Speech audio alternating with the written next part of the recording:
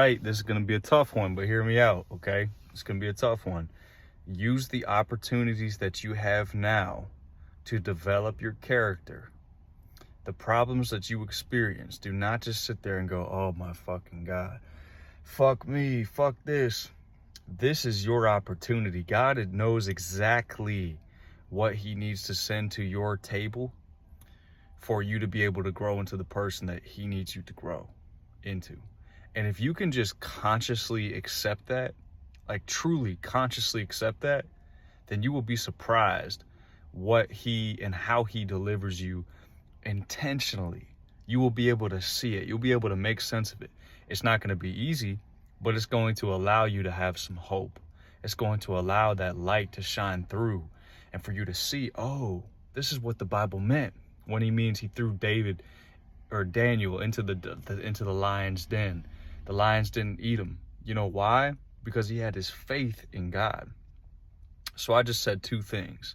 How you have your faith in God that leads you through these things, but also the problems themselves is what he wants you to experience so that he can make you into the type of leader, the type of person that he needs you to become for whatever purpose.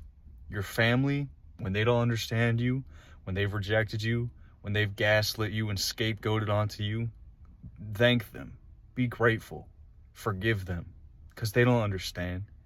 They deep down, they kind of want to keep you stuck because they see a light inside of you.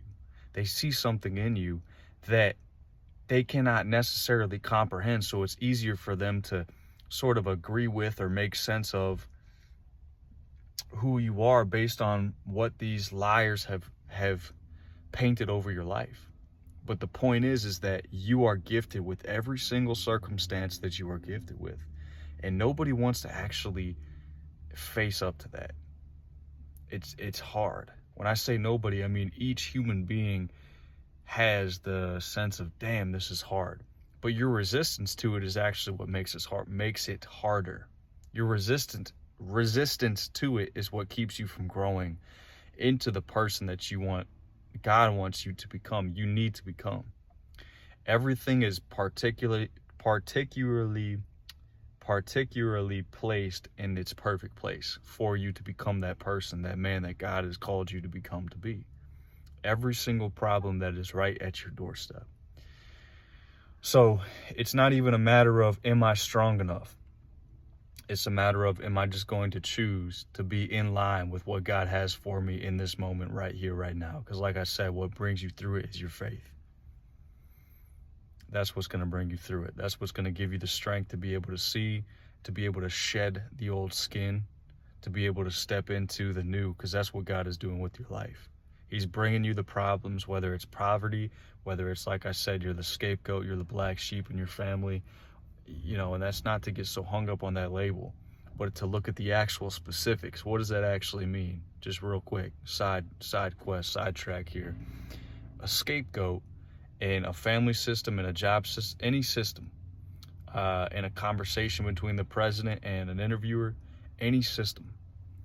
A scapegoat is someone who basically, there's a system, right? There's a family system, we'll say a political system, we'll just keep it at the family level. But just so you know, this is not just happening on a micro level with your family, but it's a macro level, you know, in the societies that we live in and everything. A scapegoat, okay, so there's a system at play, your family system, and it's run based off of denying certain realities of the lived experience, right? And when you have a collective group of people, there's typically like a collective self, you could say. And let's not get too crazy, but let's make this quick and easy. The scapegoat is basically the one who's awake, who's alive, who's aware, just like everyone else, but they're choosing. Sometimes they just can't help but not fall or not live in this lie, okay? I've been a scapegoat, but I've also scapegoated people in my life. And not like tremendously, but I can see the family system that I grew up in. I used to just small little weaves of things, right? The way that I would sort of think about certain things, but it was a way for me to be able to escape my own dysfunction. You see what I'm saying? So a scapegoat is basically there's these systems, and when you go through the abuse, when you live through the abuse, you're the person that they can kind of push onto all the accountability, all the responsibility, all the lived experiences onto you, and just say, oh, well, there's something wrong with you. Let's not get caught up there. No matter what scenario that you find yourself in, you are purposely, and things have been perfectly placed in your life to be this way for you. Like, you're made to go through these things at the specific times and places that you are, because that is what God is using in your life to be able to build you into the person that He has made you into.